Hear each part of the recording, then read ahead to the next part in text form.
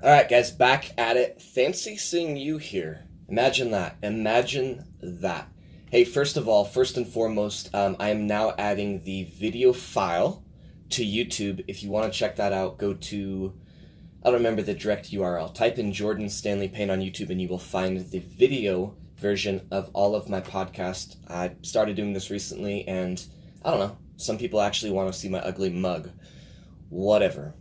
So I got a lot of emails last week. I will put my email address in the show notes so that you guys have it. I got a lot of emails last week, and I don't know if you guys just missed my episode on creative marketing or you just chose not to listen, you chose not to utilize any of that information. That's cool, whatever. A lot of you guys maybe it just didn't publish right. I don't know. I'm not going to blame me or you. Let's blame it on iTunes or something.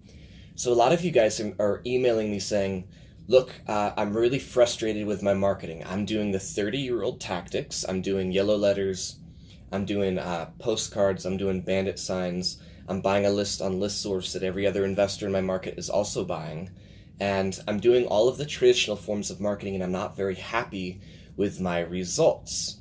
So I've gotten, literally, I got probably 4 emails last week specifically on that topic. So I'm gonna do this again, and I'm gonna put a little bit of a different spin on it. So you're reaching out to me. You're saying, "Look, I'm unhappy with my results," and I say, "Well, what is your result? Tell me your result." And they say, "Oh, well, I only got a couple calls." That is not a result. That is a bullshit statement. What was your result? How many letters did you send out? What was your callback rate? I need a percentage. Was it 3, 4, 5, 6, 7, 8, 10, 20, 50%? Out of those callbacks, how many appointments did you set? Out of those set appointments, how many properties did you get under contract? And then how many properties did you close? So just saying, oh, I've got a couple calls or it didn't work, literally means nothing to me. You are showing me nothing, and that's what's really, what's the right word for it? That's what's really concerning to me about your marketing is you're not tracking it effectively. So I need the numbers, baby. I need the data. If you don't know your data and you don't know your numbers, how the hell are you going to grow? How are you going to scale? How are you going to get better at marketing? So let's say that you do 400 yellow letters and you get a blank response rate, blank appointments, blank under contract, blank close. You need to be able to compare that to your yellow letter or your bandit sign. I placed 400 bandit signs. This is what it looked like. If you can't show me the data, you're not marketing effectively. And I don't know if it was because you learned this stuff on YouTube wrong. I don't know if you learned it wrong in a Facebook group. I don't know if your guru, your 3-day weekend seminar. I don't know where you guys have been getting this bad information, but you've got to be able to track it. Use Google Docs or a Dropbox or whatever you want to use to track it. You need to have side-by-side comparisons. Marketing campaign A, marketing campaign B, and C. This is what it looked like, because you might find that you think you're having a bad conversion rate, but actually, based on your market and your market standards, you're actually doing pretty well. So we've got to be able to do that. We've got to discipline ourselves to document every single thing. You might find that your bandit signs work better in your market than cold calling or than yellow letters or postcards, whatever. You might find it to be the exact opposite. Again, I think those specific marketing tactics, yellow letter, postcard, bandit signs, I think those are 30 years old. I do not think that they are as effective now as they were 30 years ago. I think that is the old way of marketing, and I think that the education behind marketing hasn't changed in 30 years, and that really bothers me that your guru is still teaching 30-year-old tactics. That's beside my point. I've shared with you guys many times different forms of marketing that are much better, that have a much bigger reach, and that are for free. For whatever reason, people don't want to do that. So if you insist, you give me the middle finger, 2 middle fingers up. Jordan, I'm not going to do what you say to do. I insist on doing the old 30-year-old form of marketing. If that is you, I'm throwing my hands up. You guys can see it on YouTube. You can't see it on the audio. I'm throwing my hands up in the air and I'm saying, fine, whatever, bro. What's the girl version of bro? Broette? Dude, dudette, bro, broette? Whatever. But you've got to track it. just make it a point. Jordan, I don't know how to track it. I don't know what that means. I don't know what a conversion rate means. I don't know how to figure out the percentage.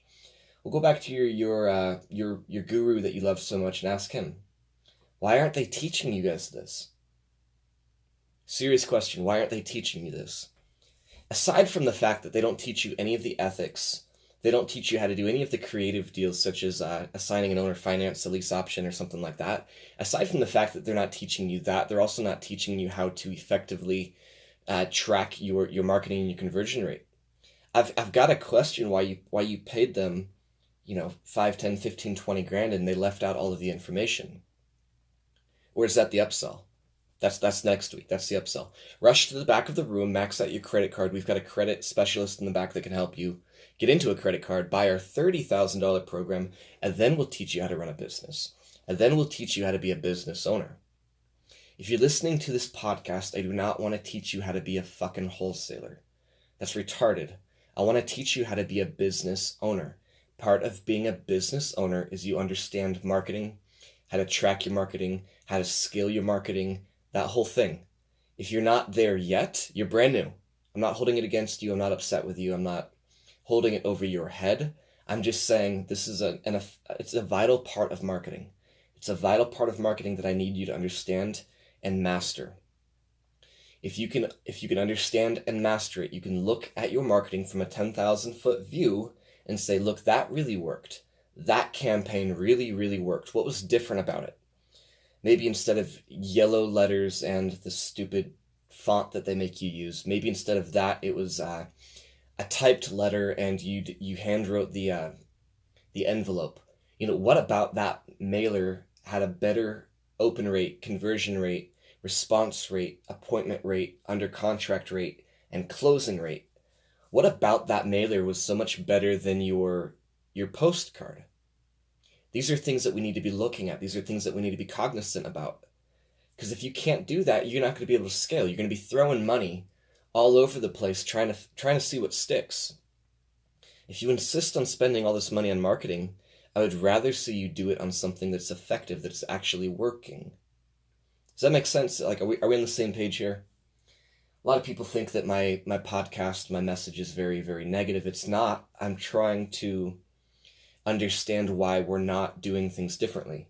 A lot of you know that my book is about done. It's written. It's going to be going to editing and then publishing and all that. But my book, I'm questioning every single aspect of the wholesaling norms that you've come to believe and understand.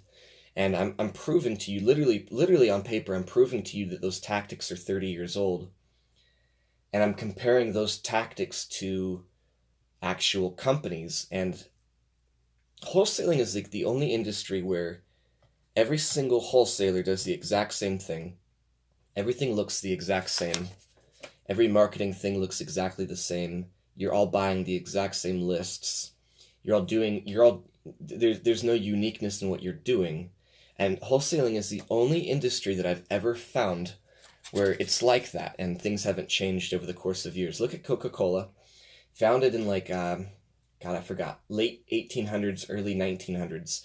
Look at their marketing and how much it's changed over the years.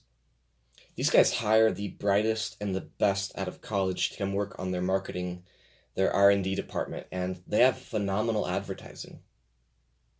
How come wholesalers all have the exact same advertising? So I know I'm beating this horse to death, but you are a business owner. You are the CEO of your company. Let's just say that there's 1 million wholesalers in the world. Maybe it's more, maybe it's less, I don't care. Pretend for a second that there's 1 million wholesalers in the world. You're telling me that there's 1 million companies. Remember, you're an owner of a company. There's 1 million companies that are all doing the exact same type of marketing. It looks the same font, same wording, same placement. And you guys are all marketing to the exact same people, whether it's pre-foreclosure, probate, whatever. How does that make any sense? Can you name any other industry in the world that is doing that? Let's look at a t-shirt company. Do you think it would make sense for 1 million t-shirt companies to all use the exact same form of marketing and send their marketing out to the exact same people as the other million t-shirt companies? Well, of course not, Jordan. How would they be unique? Why would anybody open up their marketing? So why does it make sense for wholesalers? Why is this the only industry in the world that's okay? I spoke about this on a, I don't know, 5, 8, 10 podcasts ago when we were talking about ethics. So not only are, 60% of wholesalers are, I'm misquoting myself. How does that happen? I need more coffee. I did a poll, and the majority of the wholesalers were operating 60% unethical. That was the poll. I had 10 questions. I sent it out in a couple different groups, and the results were dropped me to my knees. Most wholesalers are operating 60% unethical. If you haven't heard that podcast, go back a couple. It's called Ethics, I believe. So not only are we operating our companies that we are the CEO of 60% unethical, but we're also marketing the exact same way as every other fucking wholesaler. How does that make any sense? Do you see why real estate agents and brokers and other real estate professionals are trying to shut wholesaling down? We've got unethical yahoos running around jacked up on Mountain Dew, getting everything that they can imagine under contract without a buyer. They're being unethical. They're trashing neighborhoods with "We Buy Houses" signs. What could possibly go wrong?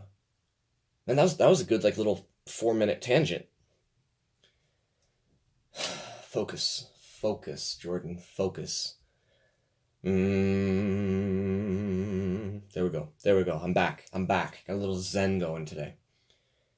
If you insist on marketing the way that every other wholesaler in the world is marketing, my recommendation is you at least learn how to effectively track your marketing with conversion rate, open rate, callback rate, how many appointments were set, how many properties under contract, and then how many deals you closed. I need each one of those to be a separate column on your spreadsheet so that you can start to track your marketing, and then you will know what's working and what's not working.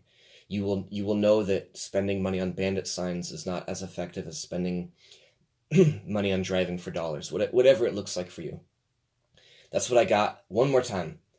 This video will be on YouTube. If you are not subscribed, you are breaking my heart. I've got thousands and thousands and thousands of downloads here, and I only have 120 some odd subscriptions on YouTube. That means you guys are, hate to say it, but maybe you guys you're a little bit lazy and you just don't want to spend the 30 seconds to type in my name and click subscribe.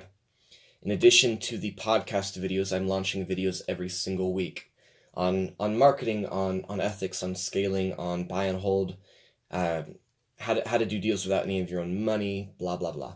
So make sure you guys are subscribed there. I also have a digital newsletter where I'm sending content directly to you on Facebook Messenger. If you're interested in that, let me know.